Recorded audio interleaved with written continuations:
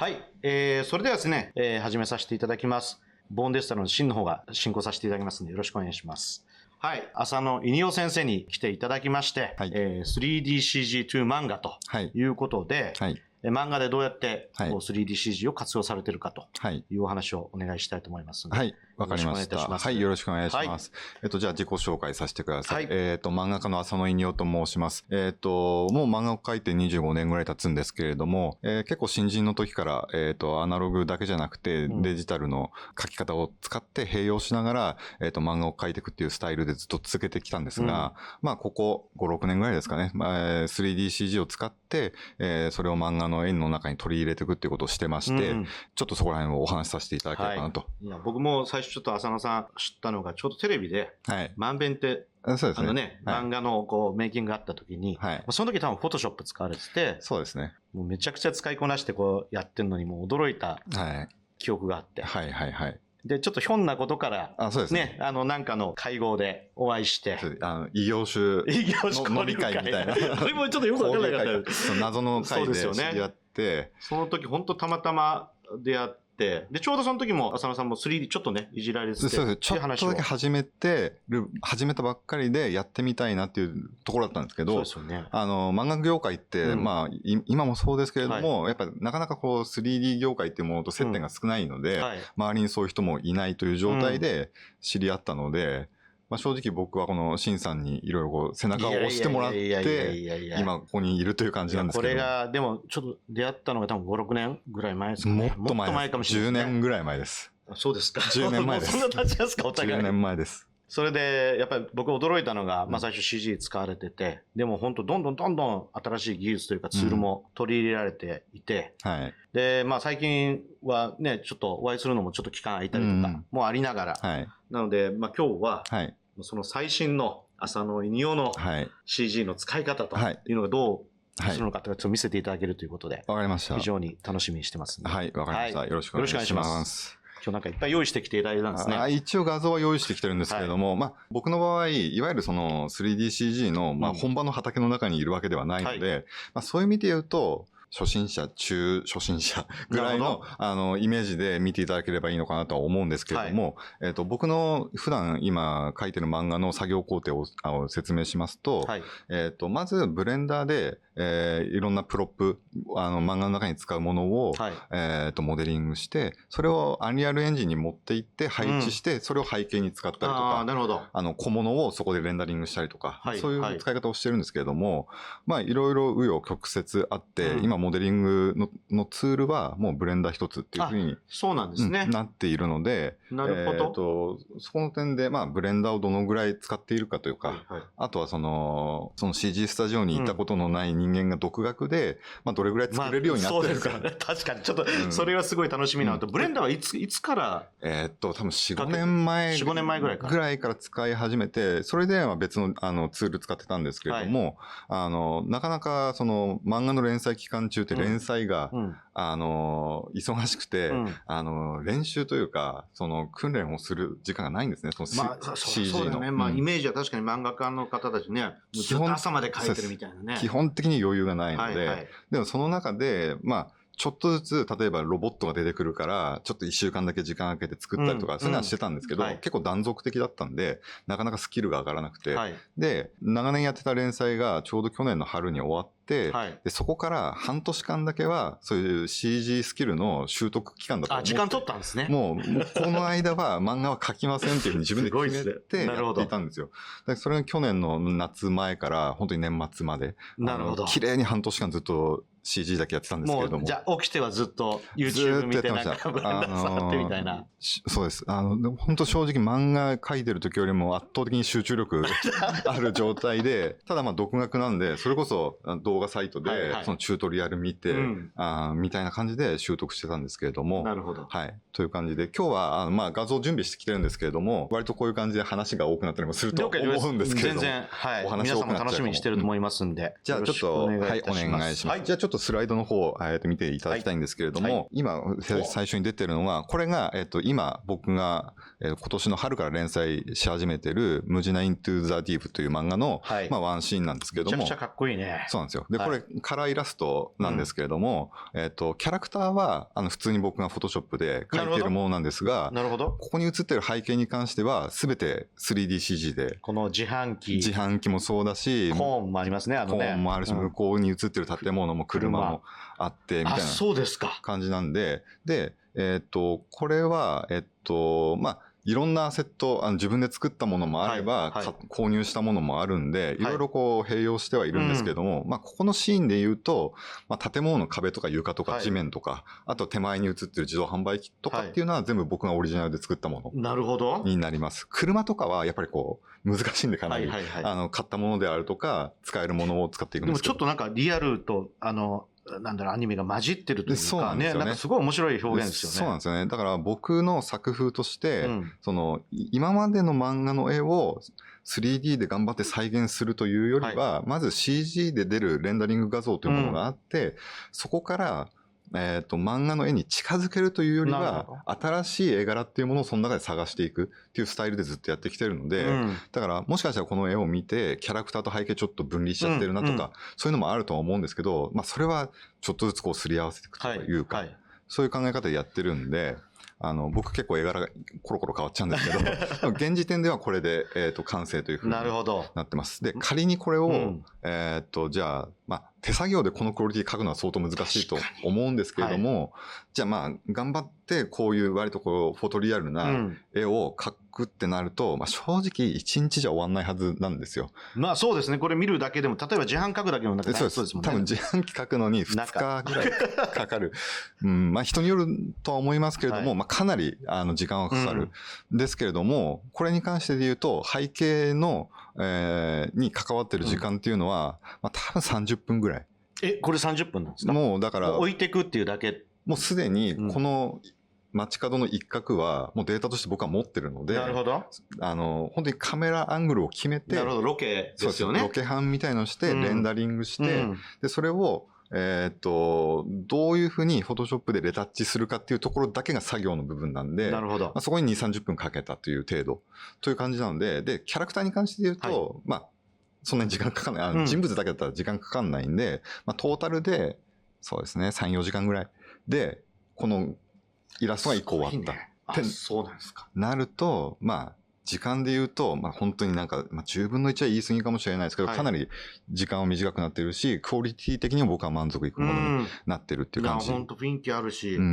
なるほど。という感じになってます。で、これ色とかはどうしてるんですか？もともとモデルにマテリアルかなんかある？そうです。もう、全部フルカラーで作ってるんで。そうなんですか。はい。で、そこがまた漫画で今3D 使う方も増えてきましたけれども、例えば漫画用のアセットって色がついてなかったりとか、テクスチャーがない、モデルだけだったりするんですけど、僕はやっぱりカラーイラストとかにも使っていきたいので、基本的にはもう全てフルカラーでフォトリアルなものっていうものを基準として作ってるっていう感じになります。すごいね。はい。で、今こういう感じになってるんですけど、ちょっと遡りまして、以前書いていた、連載で、デッドデーモンズデストラクション。ね、ちょっと言いにくいですけど。超絶言いにくい漫画なんですけど、をやってまして、で、この連載が、実際8年か9年ぐらいやっていたんですが、結構長いですね。結構長いことやってたんですが、実は連載が始まった時は僕は全く CG 未経験で触ったことない状態だったんですけれども、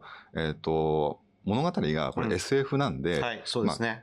巨大な円盤がUFO が出てきたりとか、ちっちゃい宇宙船出てきたりとか、結構そういう、SF 的なものが出てくるってなった時に、最初はいろいろそれを模型で作ったりとかしてたんですけれども、それなかなかうまくいかなくて、やっぱそこら辺から CG ってものを習得しなきゃいけないなって気持ちになってたんですね。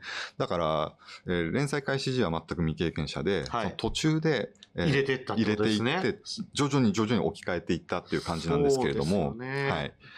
こういうのね。そうです。確かに大変そうだもんね、上のやつ書くの。そうなんですよ。で、これは、漫画家特有の問題で言うと、全部が僕が書いてるわけじゃなくて、そのアシスタントとかスタッフが書いているんですが、これを全く、なんていうのかな、資料、写真だけがある状態で書いても、なかなか形が統一されなかったりとか、なるほど。うまくいかないことがあったり。まあ、例えばこれ違うカットでじゃあこれどうやって書くんだとか出てきますよね。そうです、確かに。そうです。これの裏側どうなってんのとか、そういう問題が出てきちゃったりするんで、やっぱり CG に置き換えていくっていうのは僕は必須だなというふうに思ってました。で、作中に出てくる、これがロボットなんですけど、これは、当時僕の仕事場には CG 専用のスタッフが一人いたんで、その彼に作ってもらったものなんですけれども、普通にこう、ちゃんとリギングして、ね、リグ入ってますね。動かされるようにしてました。で、これも一応テクスチャーは、いや、うまいね、やっぱりでも。ちゃんと、入れてあるんですが、テクスチャーに関しては僕はサブスタンスペインターを使って、はい、テクスチャリングしてます。いや、センスがすごいね。でも、えぐいわ。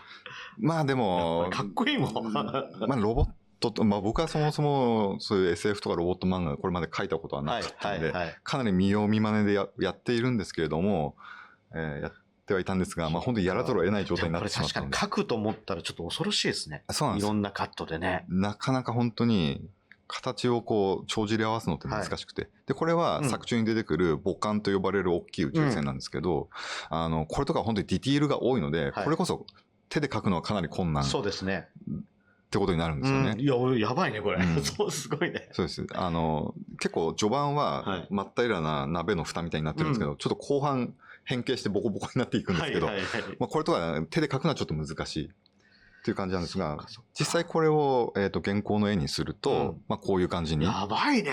なっていくんですが。すごいね。あれがこうなるんだ。はい。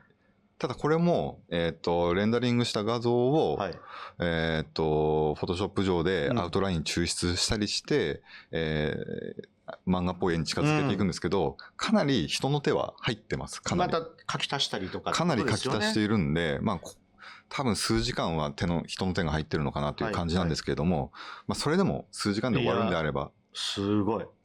はい。なるほど。これは元の画像ですね。ああ、なるほど。これそのまま CG レンダリングしたものを持ってきたのがこんな感じになってます。そうです。で、この頃は、その街の円形今映ってますけど、その街は CG で作ってなかったので、実際この場合空撮した写真なんですけど、空撮？これは知り合いの漫画家からもらったやつで、僕は飛んではいないんですが、もらった写真。ヘリかなんか飛ばして。ヘリ飛ばして。そんなことまでする漫画家がいるってことですよね。僕の知ってる限り一人いるんですけど。でもまあそうか、ここから撮りたいんだっていうのがあったら、まあそうせざるを得ないというか。まあ一つその写真から漫画を描くっていうのも、まあここ15年ぐらい前にトレンドとしてあって、それやり出してみんないろんなところから写真撮り出したんですよ。なるほど。特殊なシチュエーションの素材が欲しいから。だから映画と近いですよね。そうです。でもみんなが見たことないような。そうです。だからもう空飛ばしてやれとか、接写してやれとか、なっていくんですけど、まあその中でも、でもやっぱり、10年ぐらいその方法をやってると限界が見えてきたりするんですよ。ヘリ飛ばすだけでも費用いくらかって話です。いや、それはもう、まあ、それは編集部持ちだから別に大丈夫なんですけど。すごいな。はい。まあ、で、これが、その、円盤の部分は 3DCG で、後ろの円形は写真で、それをまあ、レタッチで組み合わせたものを加工して、で、まあ、こういう風になっているんですけれども。わかんないね、でもね。まあ、どうやって作られてるかっていうのはなかなか分かりづらいかなとは思うんですが。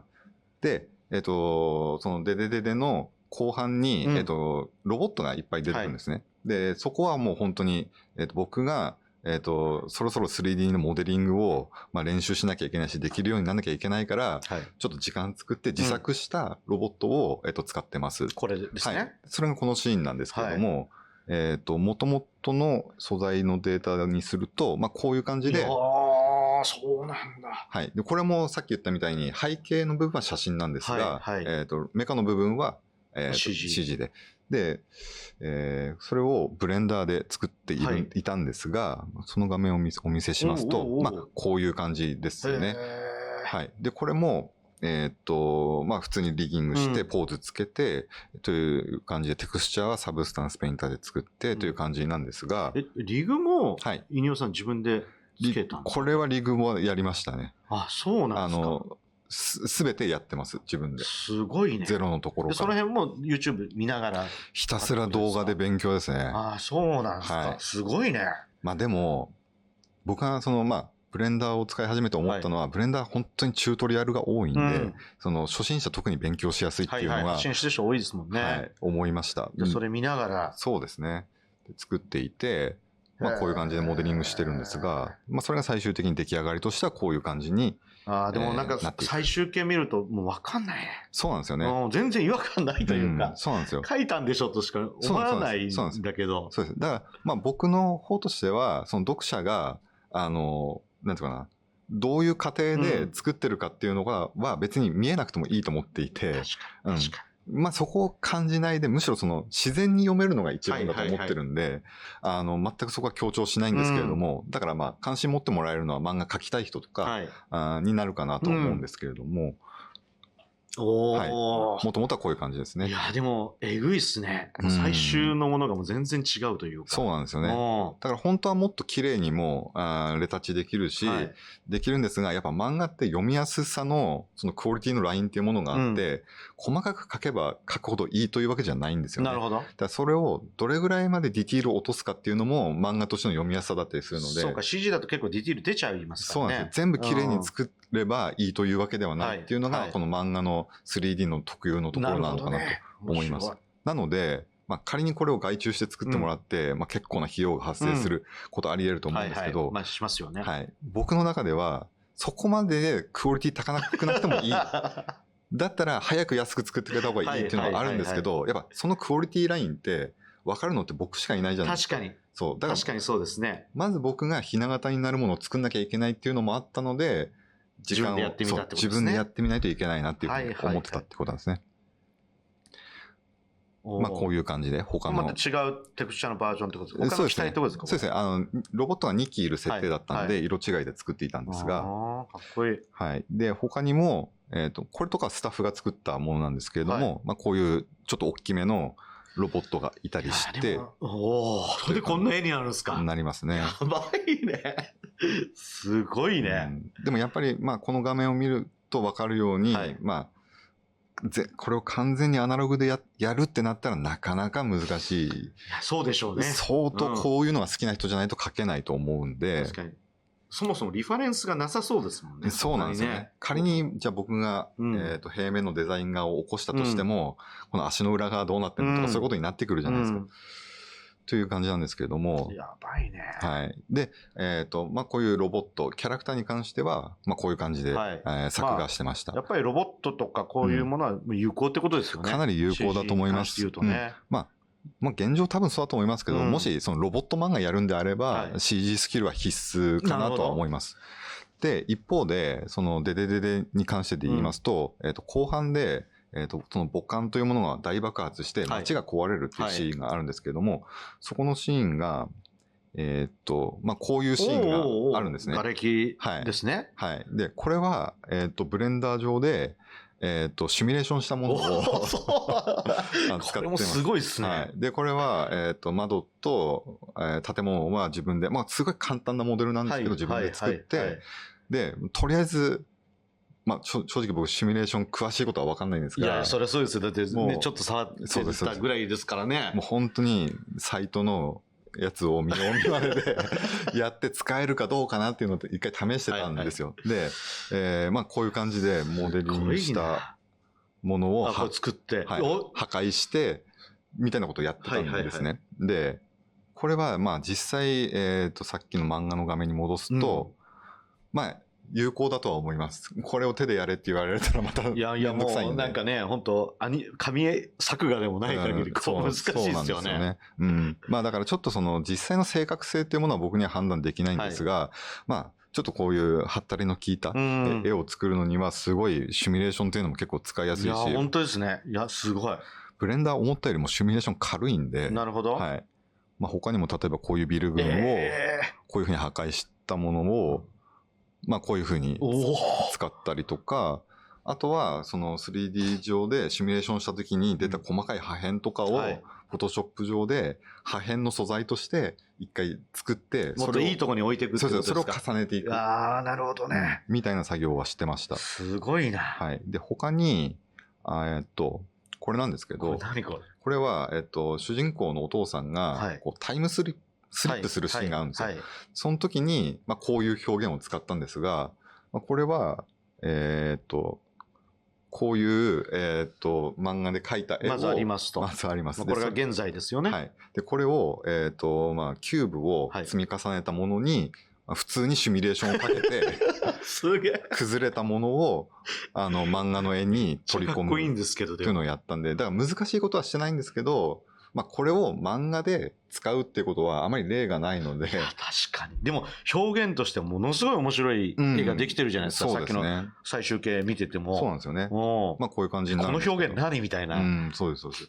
やっぱりそういう点で言うと、なかなかその CG のシミュレーションってものを漫画に使う例っても今までなかったんで、ある意味一番乗りで新しい表現として、取り入れられるし、その、書きたいものがあって、それで CG でどうやったらいいかってことを探すというよりは、CG でこういうことができるようになるから、こういう場面を漫画で作れるんだっていう逆算的な発想で。だからそれがすごいですよね、その取り入れ方が。なんか本当すごいなと思ってて。これもこういうことができるの知ってるからこういう表現やってみようかみたいになったってことですもんね。そうですね。だから普段から何ができるのかっていうことには、アンテナ伸ばしておいた方がいいと思うんですけど、ですね。あとは、これがそのタイムスリップ中のシーンなんですけど、これとかは本当に適当にオブジェクトをエクストルードして、みたいなもので作ったシーンなんですけれども。これ下の全部背景ですよね。でもやっぱこういう幾何学模様みたいなものがすごい得意なんで、これぐらいだったら、じゃあそうですね。これでも手でやってるんですか、全部。なんかバチッとこう。もうなんかランダム選択で。ランダム選択みたいなのあって。みたいなものを何回も繰り返して、出来上がったものをっていう感じですかね。これは全然手間かけないで、多分半日ぐらいで作ったやつを資料としてさっきのタイムスリップシーンを書いてあったっていう感じですね。でもこれもね、書こうと思ったらっていうのもあるし、じゃあ写真なんかあんのかって言ったら、そうなんですよね。ちょっとないですよね。そうなんですよね。そう。だから10年、もう20年ぐらい写真を使った漫画を書いてますけれども、結局ぶち当たるのが、その写真撮れないときどうすんのっていうのが結構大きいんですよね。あとは、俯瞰で物を見たときの、その街の景色みたいなものは、正直ね、東京はドローン飛ばせないんで、ほとんど。だからそういう撮影も難しいし、そうなってきちゃうと、逆に、描く絵が限定されていくんですよね。要するに人が写真撮れるところからしか描けないっていうふうになっちゃう、僕みたいな作家っていうものが結構出てきてるみたいな感じなんですよ。またこういう感じなのね、みたいに。一応、なっちゃいますもんね、作品としては。頑張って写真撮ったんだろうなって見えちゃうみたいな。漫画読んでて。みたいなことが、やっぱ長いその漫画で写真を使って描くってことが長く行われてきた結果、そういうものもやっぱ見えてきちゃうんで。じゃあ逆に言ったら他の漫画家さんこれ見たら、これどうやって撮ってんだろうなみたいな思ってるのかもしれないですね。そうですね。そう。だから、でもこれだったら、このシーンは、ザ CG なんで、ただやっぱ、このデデデの連載が終わって、今その、ムジナという漫画を連載してるんですけど、その時に、じゃあ次の段階、どうしようかなっていうふうに思った時に、じゃあ、街を丸ごと CG で作ってしまえば、いいんじゃないかっていう発想になっている。なるほど。じゃあさっきまでのちょっとものでしたよね。ロボットだったり、じゃあワンシーンの背景だったりっていうところから、このムジナは、街まず一個作っちゃってるみたいな、そんなイメージですか？そうです。で、その中で演技させるというか。そうです、そうです。だから本当に、漫画家が見ても、この写真どうやって撮ったのっていうふうに錯覚させるようなことが、それだったらできるじゃないですか。なるほど。それを目指して始めたのがムジナなんですが、ちょっと内容を説明させていただきますと、ムジナ。こういう刀を持った女の子がチャンバラするっていうすごい、ストーリー的には分かりやすい話なんですが、その中のアクションバリバリみたいな。バリバリ、僕の今までやったことないアクションを頑張って書いてるんですが、その中の特徴として、この主人公たちが、殺し屋なんですが、特殊な靴を履いていて、これで結構ぴょんぴょん飛び回るみたいなのが、他のアクションとの違いかなと思ってます。で、他のシーンで言うと、こういう感じで結構ドタバタずっとしてるんですが、すごいね。なので、アイテムとしては刀と靴っていうものが、この漫画のシンボルとしてあるのかなっていうふうに思ってまして、ちょっと街の話とは違うんですが、ちょっと手前にお話しさせてもらいますと、この漫画に関しては、そういう感じで街と、刀と靴の3本柱でやっていて、で、靴は、こういう感じで自分でモデリングしています。で、靴はモデリングしてるっていうのは、はい、さっきキャラクターは描いてるってもともとね、はい、今回もキャラクター描いてるわけですよね。あ、そうです。なぜ靴をモデリングするかっていうと、靴って車1個描くと同じぐらい難しいんですよ。それは僕の経験上は、靴はめちゃ難しいんですよ。なるほど。はい、靴うまく描ける人は絵うまい人なんですよ。面白い、それ。だって靴ってディティール多いから、ほとんどメカと同じなんですよ。メカ描くときと同じなんですよ。なるほど。で、オリジナルデザインの靴を描くってなったときに、まあ正直スタッフに任せてもいいんですけど、そうすると結局もともと言っていた、そのオリジナルディティールのものをスタッフに書かせると整合性がつかなくなるっていう問題が発生しちゃう。さっきのロボと一緒だ。そうです。結局。全くロボットと一緒なんですよ。っていう風になったときに、靴はもう自分で 3D で準備しなきゃいけない。あ、そう。なんていうのかな。漫画で 3D 使うってなった時に、ロボットとか、そういうもので使うっていうのはなんとなくイメージつきやすいじゃないですか。想像しやすいですよね。靴作ってるって多分みんな、なんでって多分思うと思うんですけど、すごい理由があって、僕の中ですごいこれ整合性が、あるんですよ。なるほど。で、それぐらいだから書いてる時に大変な思いをしてるってことですよね。めちゃくちゃ大変なんですよ。そうなんだね。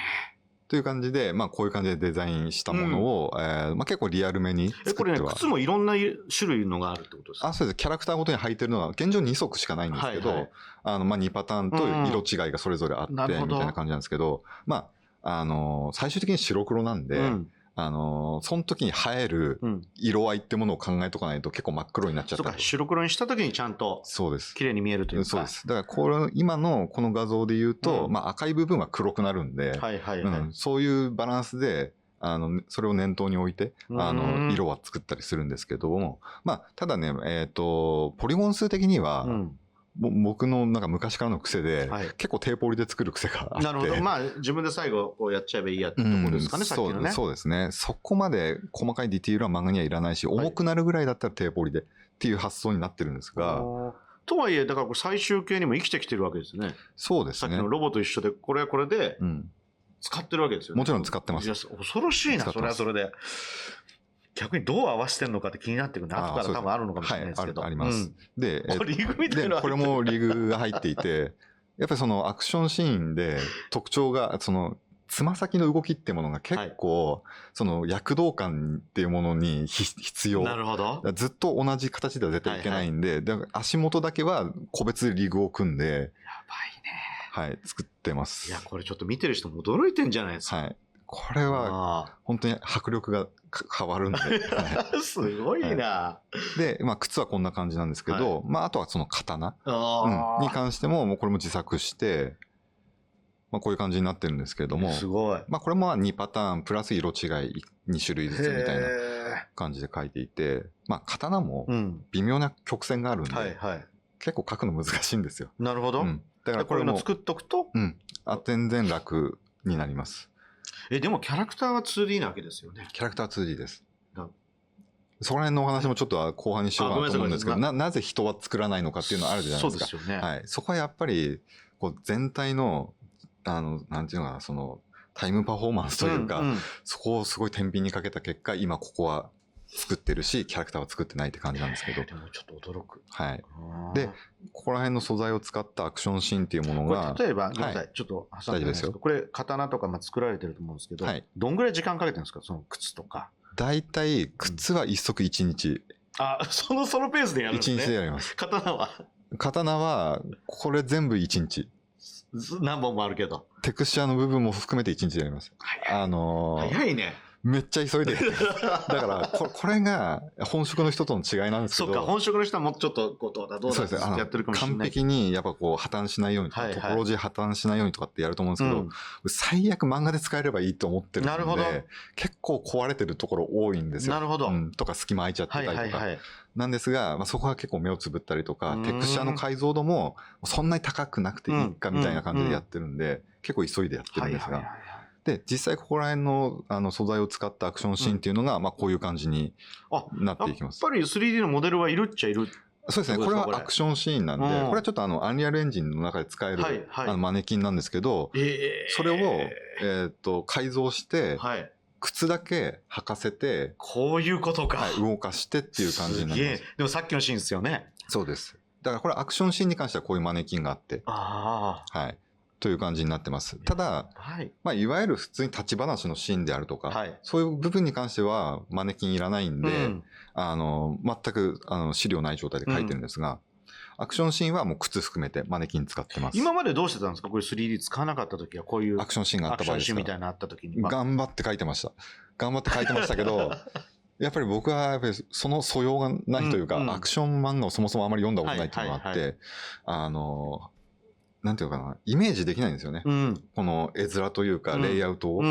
だったら、もう動いてるマネキンを元に、自分がその周りカメラを持ってぐるぐる回って、いいところを探すっていう方が、自分的にはじゃあこれもいろいろアングル探りながらここだっていうので、そうです。決めてったって感じですね。そうです。まあ、そのアクションシーンって、アニメーションの流れがあるので、実際それでキャラクター2人をアニメーションさせて、実際の位置関係も正しいまま自分はカメラを持ってくる。アニメーションさせてどこまでアニメーション作ってるんですか、これ。アニメーションに関しては、この段階、これ1話目なんですけど、この段階はもう買ったアニメーションのポーズみたいのがあって、それでちょっと直してっていう。それを、この時はね、全く直さずに、ひたすら使えそうなものを探すっていう感じだったんですけど、すげえ。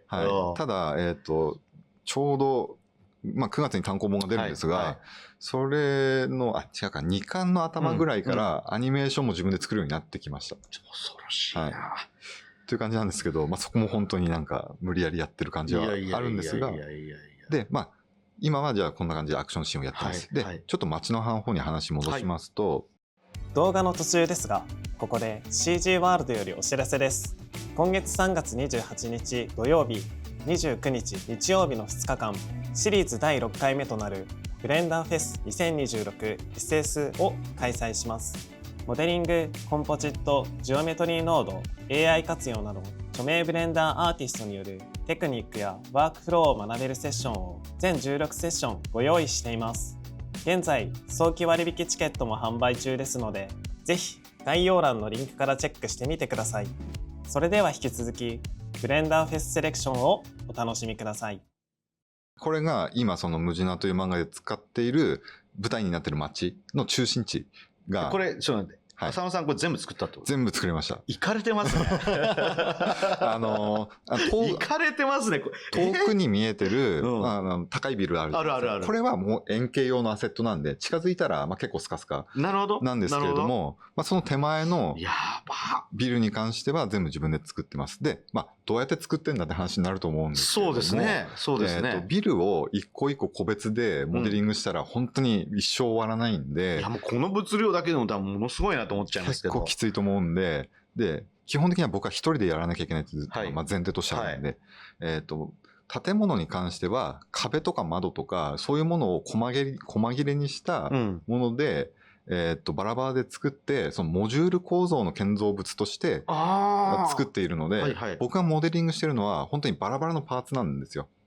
よくキットバッシュとか、そうですね、そんな感覚に近いってことです。その感覚に近いです。パーツがあって、それ組み合わせて、建物を作っていくみたいな。そうです。だから、その素材をブレンダーでまず作るっていう作業をしていて、それをアンリアルエンジン上で組み立てていくっていうのが、そのワークフローになるんですが、それでこう建物を量産していって、それで、そのやり方はどうやって思いついたんですか？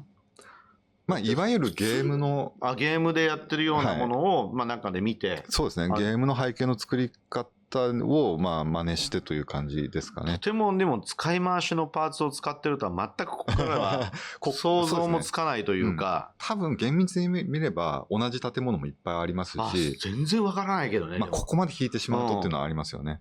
なので、現状こういう感じで、これが街の中心地なんですけど、もうちょっと寄ったものにすると、例えばこれなんですが、人までいるじゃないですか、これ。人もいます。これはリアルかなんかの人ですか？無料で使えるアセットを使っていて、すげえ。今ちょっとこの家電量販店的な看板ありますけど、これも自分でテクスチャー、フォトショップで作ったものを、貼っているという感じですね。すごい。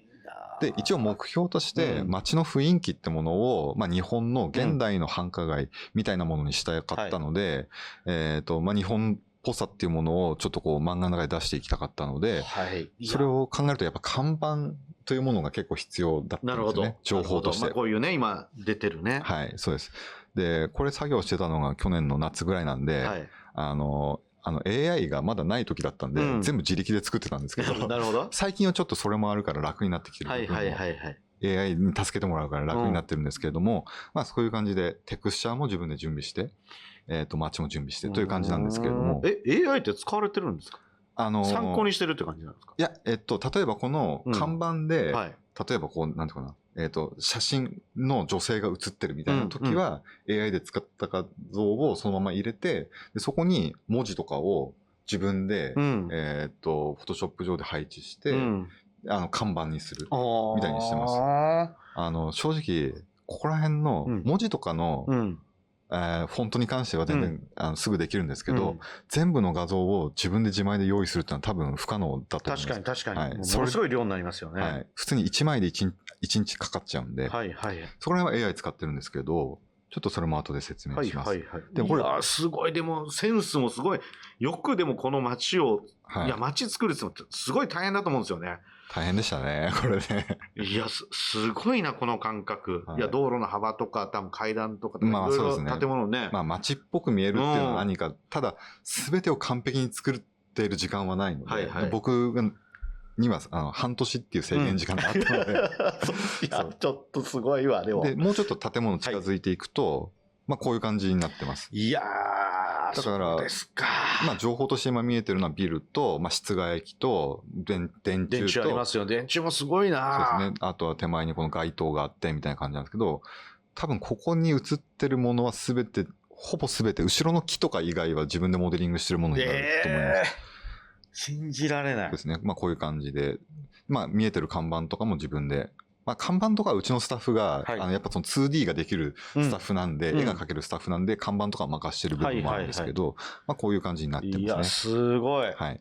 で、じゃあさっきのそのビルが、建物がモジュールになってるって言いましたけど、どういう感じで作られてるか。そうだね。これ普通に作ってんじゃないのって思っちゃいますけど。はい。それのブレンダーの画面にしますと、まあこういう感じで、ちょっと全然想像もしてない。細かいんですけど、まあ高さとか横幅っていうものはある程度レギュレーション決めて、で、あとは、窓の大きさによってこう穴が開いてる壁みたいなやつを、いや、これ、考えにくいね、一人で。これをなんか、このやり方を編み出してるって。でも、半年。やばくないですか？これだから、モデルってことですよね、全部ね。モデルです。だからこれは本当にこういう感じで。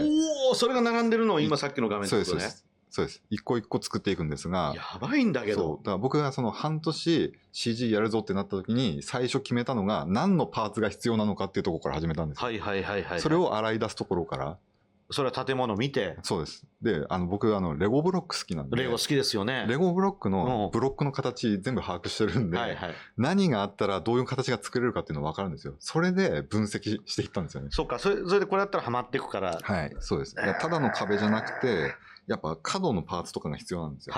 で、やっぱここにちょっとエッジが入ってないと立体感出ないんで、そういう場合はやっぱ角用のパーツが必要であるとか、そういうことを洗い出していった結果、まあ、壁は大体こんな感じ、量的には。ちょっと驚いちゃうな、すごいっすね。これとかはベランダで使う。これベランダなんですか？これベランダで使います。しかもちょっとレトロな感じの、マンションのベランダっていうのはこういう風になってるんですよ。ベランダどここれ？ちょっと分かりづらいですよね。で、これだからなんで上下にこうなんか H 型になってますけど、これ、まあ、重ねていくと、そういう六角形にくり抜かれたレトロなベランダになるんですよ。六角形のやつね。そうです。みたいなやつも、まあ自分の好みもありますけど、作りたい建物とかを考えつつパーツ分割していって。すげえな。でもこれまあ一個一個モデリングしてるわけですよね。しましたね。強烈だね。だから最初これやってました。これ何パーツあるん？まあパーツは他にも、例えばこう、屋根とかもあるんですけど、でもパーツで言うと多分1000個ぐらいはあると思います。すごいな。ただ本当に微妙なパターン違いがいっぱいあるんで、例えば屋根も、分割の形式はこれなんですけど、屋根瓦じゃなくてトタン屋根だったりとか、いろいろパターンがあるんで、似たものもいっぱいあるんですが、すごいな。まずこういうブロック状に分かれてるもの。左側のやつは何なんですか？色。これは、とりあえずテクスチャーを入れるときに、そのサイズ感が分かるように、その UV のサイズがそうか、分かるようにこれで。分かるようにやっていて、はいはいはい、ちょっとややこしい話になるんですけど、そのマテリアル作るときに、その UV のサイズをどれぐらいにするかっていうことを決めなきゃいけなくて、最終的にアンリアルエンジン上で、マテリアルを作るんですけれども、何種類かマテリアルの種類があって、完全に使い回しの汎用マテリアルを当てはめるケースと、固有の、テクスチャを作ったマテリアルを使うケースと、あと、汚しとかをエッジに入るように、調整、マスクテクスチャーを入れて、エッジに汚れが出るようになるマテリアルっていうの3種類あるんですよ。なるほど。ちょっと今割愛しますけど、一番シンプルな、ただポーンって適当な汎用マテリアルを、当てはめたときは、テクスチャーのサイズがおかしくならないように、1K を1メートルとして計算して UV 展開するんですね。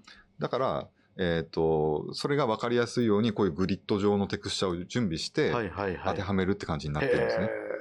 これちょっと後で使ってる画面出てくると思うんですが。了解です。わかりました。で、室外機。室外機であるとか、こういうなんか電気メーターであるとか作ってるんですが、ここら辺なんでテクスチャーがないかっていうと、さっき言った汎用マテリアル使ったりとか、アニアルエンジン上のマテリアルレイヤーっていう仕組みを使ったりするんで、ブレンダー上ではテクスチャー作らなくても大丈夫なんですね。で、一方で、例えばこういう自販機みたいなものっていうものは、個別にデザインされたテクスチャー、例えばこの広告の部分であるとか、一本無料とか、そういうものを使う場合は固有のテクスチャー必要なんで、ブレンダー上でもこういうふうに表示はされるんですけれども。これもすごいな。これはね、ずっと作りたかったんですよ。いや昔から自動販売機を。でも言ってましたよね。自販なんて書きたくないと。二度と書きたくない。けど、やっぱりこの、なんていうの。必要ですよね。物語には。街中に見える、その景色の一部として、僕自販機大好きなんで。これでもなんか仕事くんじゃないですか、これ。こういうなんか自販機かっこいいからさ。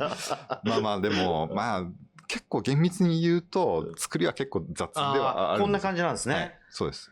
いやー、すごいなで、自販機自体はこの程度のモデリングにしておいて、で、中の飲み物とかも、ちょっとなんかいろんなものに似ちゃってますけれども、これも一応全部自分でゼロから作ったテクスチャーを使ってます。で、他に言うと、じゃあ例えば道路。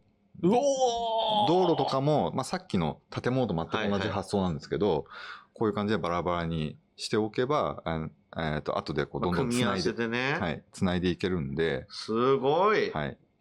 これでもなんか子供とか見たらワクワクしそうだね。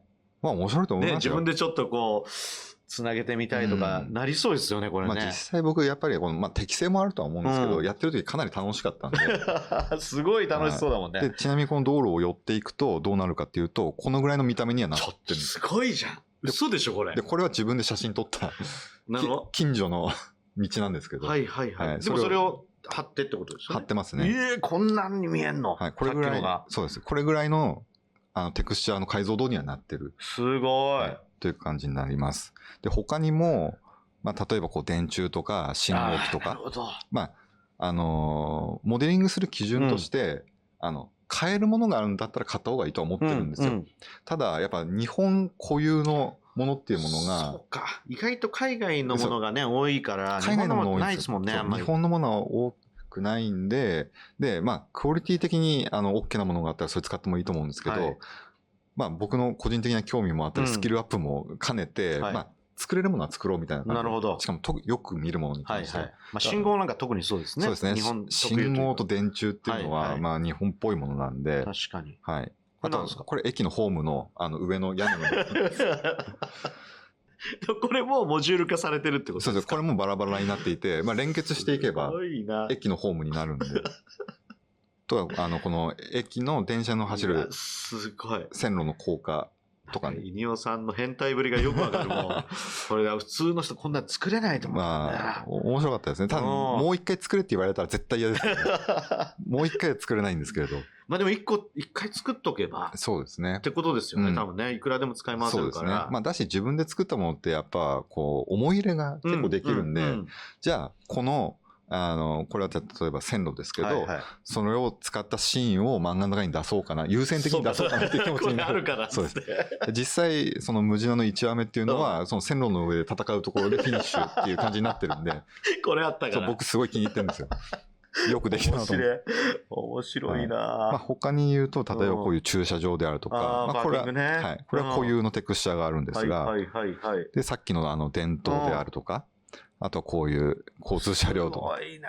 そうです。これはもう全部テクスチャー作ったんですけど、で、あとはその日本っぽさを出すために、こういう立体看板であるとか、こういう平面看板であるとか。すごい、もうなんか見ててめちゃくちゃ楽しいもんな、これ。こういう感じで。これめちゃくちゃ面白いね。はい、ずっと見てられるな。こういうのね。そう。なんかよく見る、それっぽいやつとか。ありますね。なんか見るよく。こういうのありますね、街にね。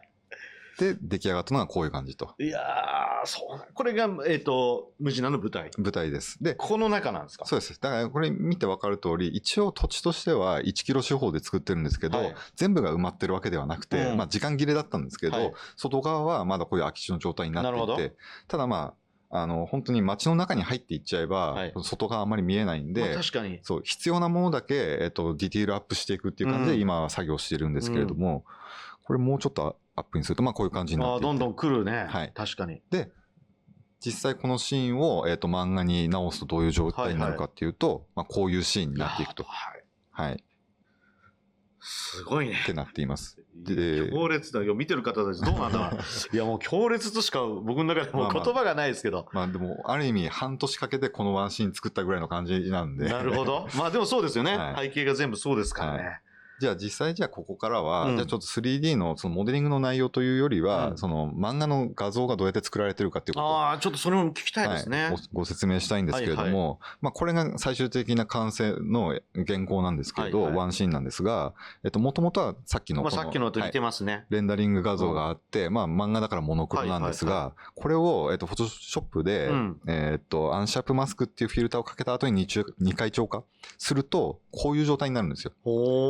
でも、この状態でも割ともう背景として良くないですか？いや、もう良さそうな感じはしますね。まあちょっと薄いところがあったりもするからってのもありますけどね。本人が良ければこれでもいいし、もうこういう絵柄だっていうふうに言えばこれかなとは思うんですけど、はい。で、この上にさらにちょっとこう足りない部分であるとか、建物の輪郭が白く飛んじゃってる部分とかを、僕のスタッフに、追加で書いてもらうんですけど、実際どれぐらいのものを手書きで書いてるかというと、実際はこれぐらいなんですね。ちょっと今、見比べると、これに、それを足したと。この線を足していくと、こうなる。多分ほとんどわかんないはずなんですよ。わかんないけど、絵として違うのはもう明らかですよね。そうなんですよ、そうなんですよ。でも、まあ、この追加の線の量、まあ見てわかる通り、まあそんなに時間はかからないはずなんですね。これぐらいだったら。すごい。なるほど。そうです。で、まあこれが多分、うちのスタッフがやると、この追加ので、もしかしたら1時間ぐらいかかってるかもしれないですけど、多分僕だったら15分ぐらいで飽きてやめちゃうと思うんですけど、別にいいじゃん。もういいでしょみたいになっちゃうんですけど、1時間ぐらいかけてもらってますけれども、まあ、このクオリティの背景の作画時間で考えるとかなり短い。いやー、確かに。1時間でこれだったら早い。確かに。で、そこに人物書いて、浅野さんが書いたキャラが出てきて、はい。で、最終的にこういう仕上げをして終わりという。めっちゃかっこいいじゃないですか。感じになりますね。めちゃくちゃかっこいいじゃないですか。だからこれが、かなり気楽にこういうごちゃごちゃしたシーン描こうとか思えるっていうのは、かなりいいですし、今後ろになんかコスモカメラっていう看板見えてますけど、もしこれが仮に写真だったら、看板の部分全部書き換えなきゃいけないんですよ。その手間がもう看板は全て自分のオリジナルなんで。なるほど。何も心配、気にする必要がないってことですよね。書き換える必要全くない。なるほど。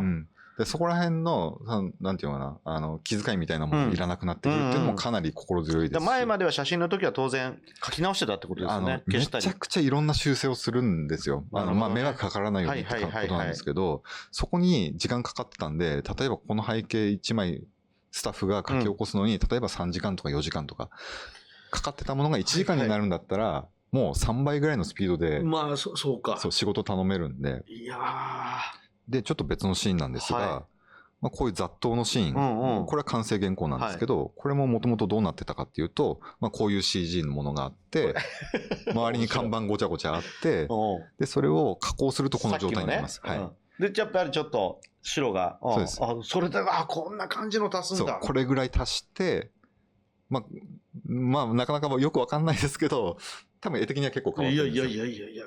で、これを最終的に仕上げると。面白い。はい。いうような手順で今やっていて、まあ、かなりスピードが上がったし、はい、ストレスなく原稿ができるようになった。人も CG だった、はい、人も CG ですよ。はい。でも、足すともう全然そういう風に見えなくなるのがちょっと恐ろしいね。そうですね。で、全然わからん。実際このモブキャラ、群衆に関しては、キャラクターの数が20パターンぐらいしかないんで、なるほど。めちゃくちゃ似通っちゃうんですよ。だからスタッフにそこは、いい具合に書き換えてくれって言って、だからちょっと人物のところに線が集中してるのはそういうことで。はい。でも、思いっきり書いてるかって言ってそうでもないですもんね。言うてそんなに書いてないんですよ、ね。なぞってる感じですもんね。そうです。だから夏服を冬服に変えといてみたいな感じで。いや、でもさ、もうわかんねえな、これ。すごい。そう。まあ、みたいな感じで。まあ、群衆も時間かかるんで。はい。ここら辺もかなり。やばいっすね。スピード感上がってるなと思いますね。はい。まあそんな感じで、今こういう漫画をやっております。いやもう素晴らしい。はい。もう一からちょっと見せていただいたってことと。はい。いやもう、なんだろうな。なんかいっぱい絵ありますね、まだ。まあでもこれは今こういう漫画やってますっていう説明なんですが。で、今でもこういうとこも全部 3D なんですか、今。そうですね。室内に関しては、まあこれもアンリアルなんですけど、それはあんまりなるべくモデリングしないようにしてるんですよ。なるほど。使える素材をいっぱい集めてきて並べてるって感じなんで。なんですが、まあでも実際こういう感じの原稿になってますよということでやっております。いや、すごいっすね。という感じですね。なんかここまで背景全部 3D に CG にして連載やってますっていうの、井上さん初めてなのかね。屋外のシーンをモデリングしてるっていうケースは、あるにはあるんですよ。ものすごい一部の人ですけれども、ただまあかなり少ないし、まあ基本的には外注して作った大規模な街のモデルを漫画に使ってっていうことになるかなと思うんですけど、まあ一応僕の目標としては、自分もその CG を扱えるようになるっていうのと、そのクオリティのレベルってものをどれぐらい必要なのかっていうのを自分で把握することが結構大事だと思っていたんで、それが今回のやつで、どこまでできるかっていうのを探りやってると。そうですね。とはいえ、まあ現状、一冊分は書き切ることができたっていうのは。まあ一巻がだから9月？そうです。9月中に出るので。ぜひね、皆さんちょっと見ていただければと思いますし、そのさっき言ったみたいに2巻の方では、どっちかというとモーションをつけてるやつとか。まあ動きとかの方にちょっとこう、凝っていきたいかもなとは思うんですけど。まあでも、まあ、もともと頭の中で考えていた、その 3D で街を作るってものが、まあ一応完璧な形ではないにせよ、漫画として使えるものが、かなり個人レベルで作れるってことは、一応の実体験として体感できたので良かったなっていうのと、まあこういうものを使って漫画を描くってもの全然可能性としてはありだし、有用であるってことはもう確信しましたね。最初ちょっと CG ね、始めた時には、ちょっとこれコスト合わねえかなみたいな話してましたもんね。そうですね。ちょっと、まあ、ただ、なんか、はっきりあったのは、その10年前からやっぱこの街を再現したいっていうのも言われてたの僕も覚えてて。それはあったので、それがついにこの虫なんで、ようやく実現はできましたね。いや、そうですよね。まあ、根本的な、その自分とのその 3D との相性っていうものもあったと思いますし、確かに。まあ、やっぱり絵を描く人間だったら割とこうモデリングとか楽しくやれると思うんですよ。逆に僕の場合は、じゃあリギングとかアニメーションとかっていうものはやっぱり自分の畑じゃないっていうか、やっぱ分かんない部分多いんですよ。だからそこは得意不得意やっていく中で分かるなとは思うんですけれども、もしだから漫画を描いているとか、イラスト描いてるっていう人で、まあ 3D 使うケースも多分増えてきてはいるとは思うんですけども、そうですね。それは多分あると思いますね。もう一段階踏み込んで、モデリングもやってみたいとか、テクスチャリングやってみたいっていう人はもうどんどんやった方がいいと思いますし、基本的にはプラスになるっていうふうに思った方がいいと思います。まあだから、なんか冒頭でもちょっとお話ありましたけど、やっぱりいつも同じカットになるというか、ね、アングルになるとか、そういうのがあった時に、ね、なんかこういう新しい表現ができた時に、自分の多分ね、各キャラだとか、ストーリーとかっていうのが変わっていく可能性が出てくるってことですよね、多分ね。自分のイマジネーションにすごい自信があるっていう人はそれでいいとは思うんですけれども、若干こう自分の能力みたいなものを拡張するっていう意味合いで、やっぱこういうツールってもので、自分が思ってもいなかったようなものを作れるっていうふうになるのは確実なので、そういう意味で言うと本当にこう、なんか有効だなっていうふうに思いますね。いやー、そうですか。ぜひね、これちょっと見ていただいてる方たちもね、もちろんブレンダー触ってる方いらっしゃると思いますし、ただなんかこう漫画家の方がね、こんだけこう使いこなしてるのは、もうちょっと僕もびっくりしてしまうというか、今日見てる方たちもみんなびっくりしてんじゃないかな。ちょっとキットバッションとかも衝撃でしたね。でもそうですね。モジュール作ってやってんのかというのは。でもある意味、今までここまでモデリングしてるケースはないのかもしれないですけれども、やれるっていうことが分かれば、やってみようと思う人もいると思うんですよね。なるほどね。それで、今までとは違うような、僕は漫画家なんで、基本的には漫画の未来っていうものを考えてこういうことをしているので。いや、素晴らしい。でも、これまで見たことないような漫画が、この方法論で、新しく生まれてくることもあり得ると思いますし。いや、もうちょっと単行本皆さんね、ちょっと買っていただいて。そうです。全編一応基本的には背景 3D ってことですよね。だから、それをちょっと説明しなきゃいけなくて、ムジナという漫画は、一冊分ようやく書き終わったんですけれども、全体の 99% は 3D。1% は4コマぐらい写真を併用してます。なるほど、なるほど。でもそれもすごいけどね。1巻目は、ちょっとそのアピールとして、ほとんど 3D でやってますってことを言いたかったので、なるほど。なるべく CG を使ったんですよ。なるほど。じゃあ2巻目以降はちょっといろいろバランス取りながら、そうですね。やっていくって感じなんですかね。ここがもう一つ問題で、じゃあ全部 3D でやりますってなると、じゃあこの1コマしか出てこないシーンを 3D で準備するってなったら、とてもじゃないけど時間がもったいないんですよ。そこは写真で使える資料があったらもちろんそれは写真に代用した方がいいし、ってことを考えて2巻目以降は、ある程度、もうちょっとやりやすい方法で、写真と、3D 併用して書くっていうスタイルになっていくとは思いますが、少なくとも1冊目に関しては、ここまでほとんど 3D で漫画を作れるんだっていう、リファレンスとしても、ぜひ単行本をお買い求めくださいって。ぜひ皆さん、出ますので、購入していただければと。そうですね。思っております。今、だから、浅野さんブレンダー触ってて、で、当然、レンダリングというか、最終のところは、アンリアル持ってって、いろいろやってると。あと、途中でやったサブスタンスもちょっと使われてるっていう感じ。この3つなんですか？基本その3つです。はい。なるほど。ということなので、ぜひね、今日まだブレンダーしか触ってない方はね、アンリアルとかサブスタンスもちょっとね、見ていただくと面白いのかもしれないし、でも何より、井上さんのちょっと作品見ていただいて、そうですね。刺激を受けていただいて、いやもう、ちょっと作りたくなりましたもんね、あれ見たとき。いや、そうなんですよね。なんか、やってみたいなってちょっと思っちゃいましたね。いや、本当にね、簡単に言うとジオラマ作ってるのと一緒だったんで、面白かったですよ。だからやっぱこういうのやってみたいなっていうふうに思った人は、もうその時点で向いてると思うんで、ぜひ、いくらでも真似して構わないんで。そうですよね。で、井上さんも別に誰かから習ったわけじゃなくて、もう独学でこう調べて、ここまでたどり、すごいですけどね、それもね。面白いって思えばできます。疲れてるんで、見てる方たちもね、今日ちょっと自身でまたいろいろ調べていただいて、ここまでいけるとは思いますので、ね、その通りです。ぜひよろしくお願いいたします。よろしくお願いします。すみません、なんか、いっぱい絵も用意していただいて、非常に楽しかったです。じゃあ、どうもありがとうございます。ありがとうございました。失礼いたします。失礼します。